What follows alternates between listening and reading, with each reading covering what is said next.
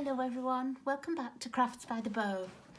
Today I'm going to expand on a card that I made yesterday on my Facebook Live, and I made this little card using the Daisy Garden stamp.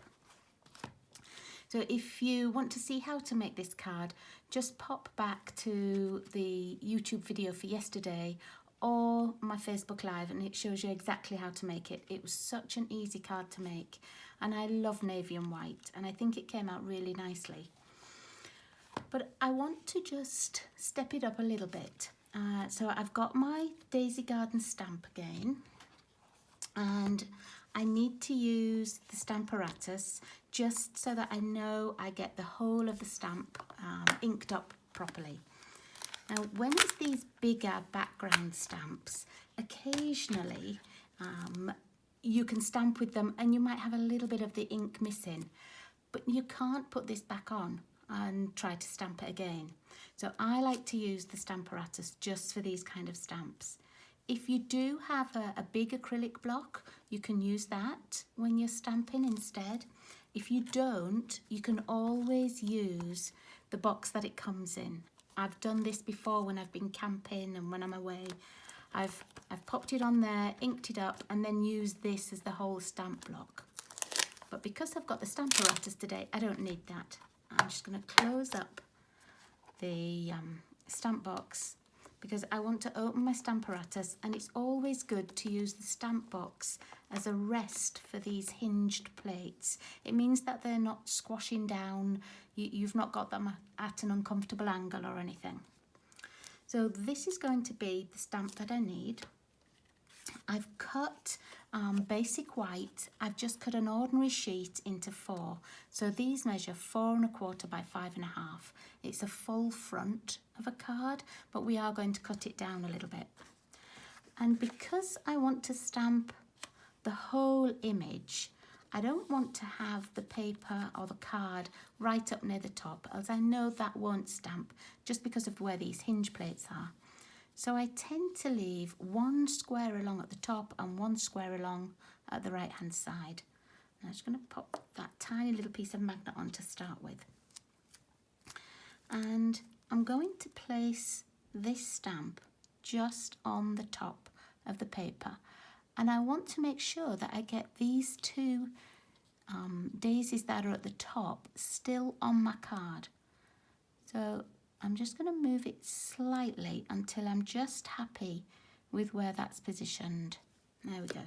And then I can start and I can put my magnets on just to stop the paper from moving. And it's not inked up, of course, yet. So I'm just going to push the plate over, push the plate down so that it collects the stamp. Okay, and then we are ready to stamp. I'm going to stamp just the same as I did last night. I'm going to use Night of Navy. If you have a stamping spot, I sometimes find it easier because they're smaller and you can ink up really easily. But this works perfectly well. So I'm just going to go over the whole of the stamp. I don't want to press too hard. I don't want to get light and dark pieces. Okay, and then I'm going to close it up. And then I'm going to press the plate down just with my hands. Now when you open it, you might think, oh look, this didn't stamp just as dark as I want, or I've missed a little piece here.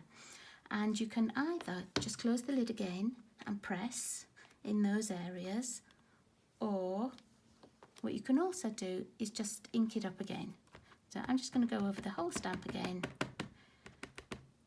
Just remember as well though that every time you ink it, the ink gets a little bit darker because it's, you know, like 2 or 3 times the amount of ink as normal.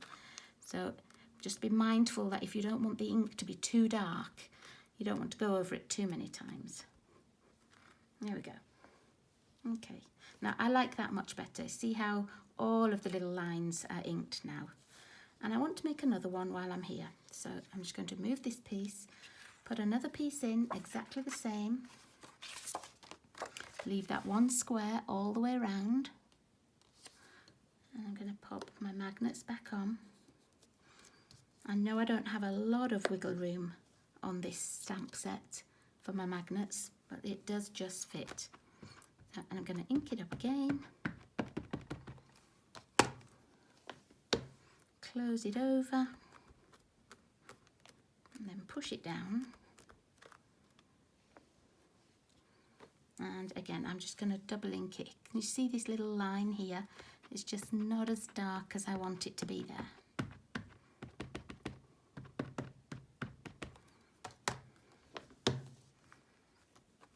And when you're stamping with these stamps that have the red rubber on the cushioning, it's much easier.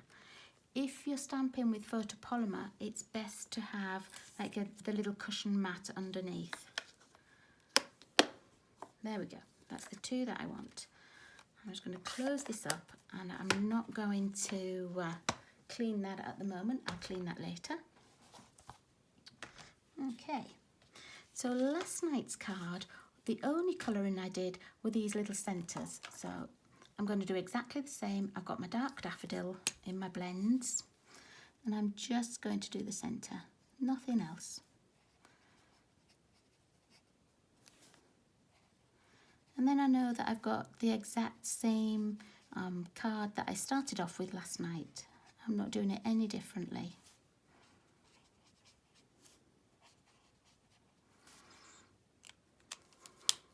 Now, I stamped a second one just in case I went wrong with this one. So you can use this one for another card, or you can cut a little piece off to go on the inside. But I don't actually need two pieces. I just wanted to make sure that I had one that I'd stamped really well. Okay, and then I've got my Granny Apple Green blends, and I'm going to use the darker of the two. And all I'm going to do is colour in the leaves. Actually, I might just use the bullet point end to start with. So I just want to colour in just leaves, and where these buds are, I'm just going to give them a little bit of green. And I'm going to go over anywhere where there's a leaf.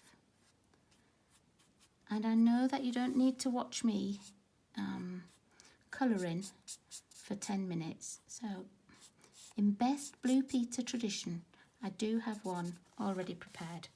So all I would do is colour all of those leaves and these little pieces up here that go around the petals. Okay. So by the magic of TV, here's one that I've already coloured. So I have got one ready. But with this one, I am going to show you that you need to cut it down. So just pretend that this is all coloured. And once you have it all coloured, we're going to chop this down, and I'm going to cut it to 3 5/8 across and 4 7/8 down. And that's just so that it's going to fit nicely on the outside of my card. I'm going to trim a little bit here. I want to have this little bud, so I'm just going to trim a little bit there. Let's get rid of that piece, and then I'm going to put it at 3 5/8. Now don't worry about the measurements, they will be on the blog. So if you go over to craftsbythebow.blogspot.com, all the measurements will be there for this card. Okay, so 3, let me just check, 3 4/8, 3 5/8. Okay, and then I'm going to change the height. I want to have a little bit of white space at the top, so I'm not going to cut into these flowers. I'm going to cut from the bottom. So I'm going to take this to 4 7/8. There we go. So that's how my piece would look. And here's that piece already cut and already coloured. And for the base of my card, I've used the exact same Night of Navy, but what I did was, instead of having it opening this way, I had a base already cut that was going to open this way. So it's exactly the same size base and everything, it just opens differently. Let's just press that down. I've got a piece of Granny Apple Green, and you're going to need 2 pieces cut at the same size, and they're cut at 3 3/4 by 5. and that's going to go on the front. And can you see how it's going to give us a larger area of the Night of Navy? On the last card it only had the 1/4 inch gap, but now it's going to give us more of a picture frame look. And I'm going to attach my coloured piece on here, and you can use any glue that works for you. If you want to use tear and tape, you could do that. You could use the liquid glue. I'm just using Stampin' Seal because it's fast for on videos. Okay, this has a teeny weeny little border, look. It's not the big 1/4 inch gap. It just gives a little bit of a border. And then this is going to go right on top. I am really loving this background stamp, and I think it isn't so much a background stamp where you're going to put lots of things on the top and not really notice it. I think actually it's more of a feature stamp. Okay, so I'm going to pop that there. Now the other piece that's cut the same, it's going to go inside, and I've cut another piece of basic white to exact same size that I cut this. So this is cut at 3 5/8 by 4 7/8. I'm going to attach those two pieces. Now if you wanted, with the little pieces that you cut off the front, you could pop them on the inside here, and you could have them, let me see, oh, I've thrown mine away. You could have them on the inside, or you could even use a piece like this and just cut maybe 1 inch wide and pop it down so that you had a little bit that matched. Let's pop this on the inside here.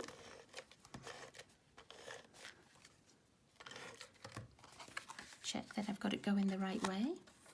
Wouldn't be the first time that I'd put things in upside down or on back to front. There we go. Okay. Now, for the front of my original card, I just had a strip of Night of Navy and a little strip of basic white, and I've got the exact same strip. Okay. And I'm going to measure it so that it's the width of the granny apple green here. And so I need to cut that down, and it's going to go to 3 3/4.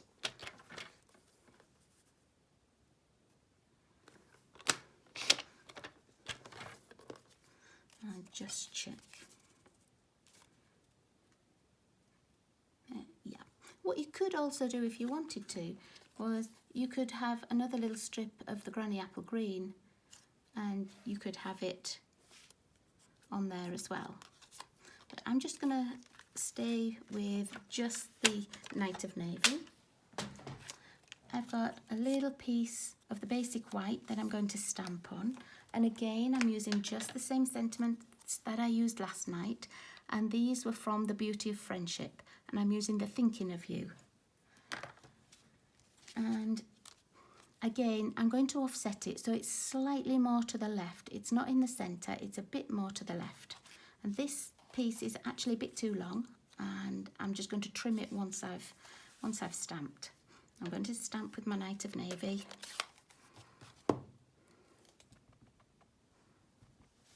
I'm just going to move it down so that I can see it.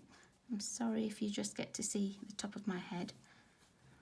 I'm going to stamp it over to the left and hope that it's straight. Yep, that looks fine for me.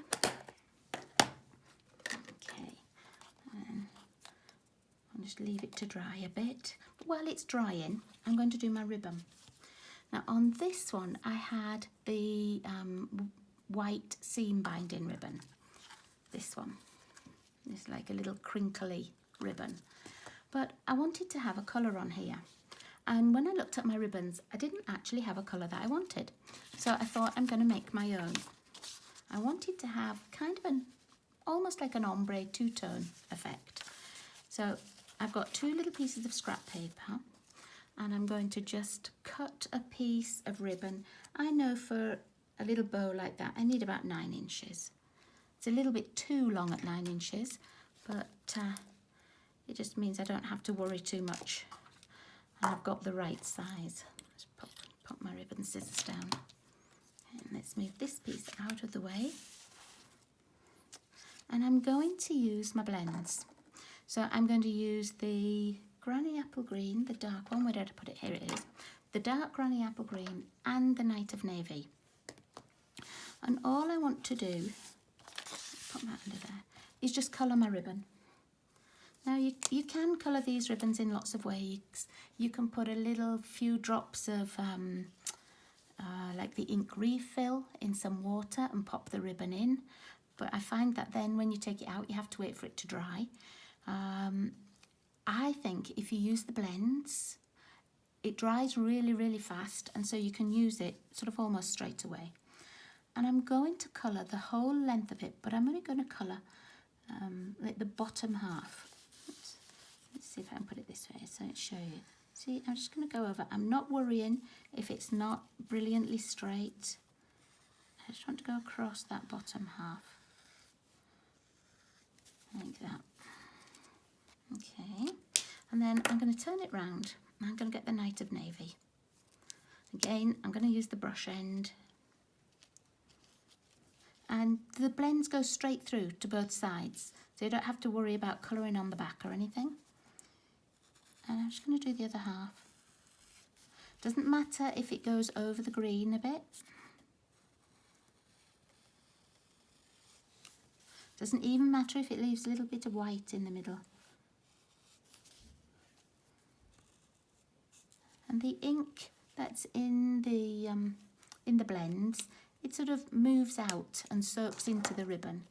So I've ended up with like just a two-tone ribbon here. And I've got my little ribbon, my little bow maker. And all I'm going to do is, I'm only going to make a small ribbon. So I've got just one hole in the middle. And I'm just going to tie it round. Oops. All fingers and thumbs today. And tie it round. And let's just pull that tight. And I'm going to just make that little bow. And can you see how you get the blue on the top here and the green on the top at that side?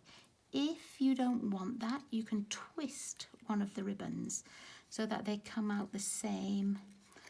Let me just, she says, and then it didn't. I can twist it, there we go. Now it's twisted. Can you see how it would just have the blue at the top? So if you want it to be exactly symmetrical, just do that. Okay, and then I'm going to pull those two ends down, pop my bow maker out of the way, and that will be my little bow. And remember I said 9 inches is really a bit too long. It is, but if you find that you had like a wobbly part of the ribbon here and you put too much blue, at least you could move down a little bit and you've still got enough ribbon to play with. Okay, well, let's go back to this. I'm going to attach this to the blue strip. And I know it doesn't quite fit. I know it's going to be a little bit long.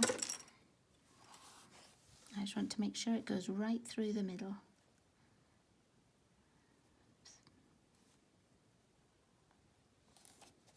Okay. And then I'm just going to trim that piece off. I'd rather have it just a little bit long so that I can move that sentiment exactly where I want it. Okay, and I'm going to pop this up with dimensionals. And I did love the card that I made yesterday, just in the navy and white, but I really like it with this little pop of colour too.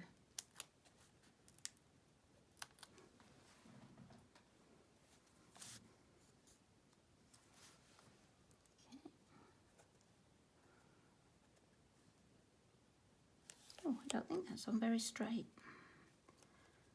Never mind. I think it just runs off a little bit to the right, but never mind. If you wanted to take it off, you could put like a little piece of dental floss under here and sort of seesaw through it, or even a little piece of twine. Okay, and then here's my ribbon. I'm going to put a glue dot on the back. just to keep it attached.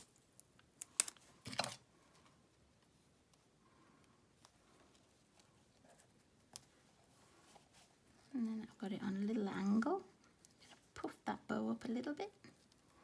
Just push it up there. Okay.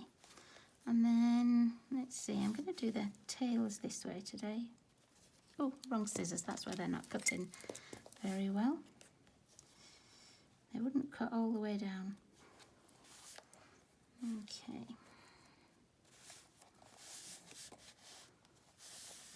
Let's cut this one too.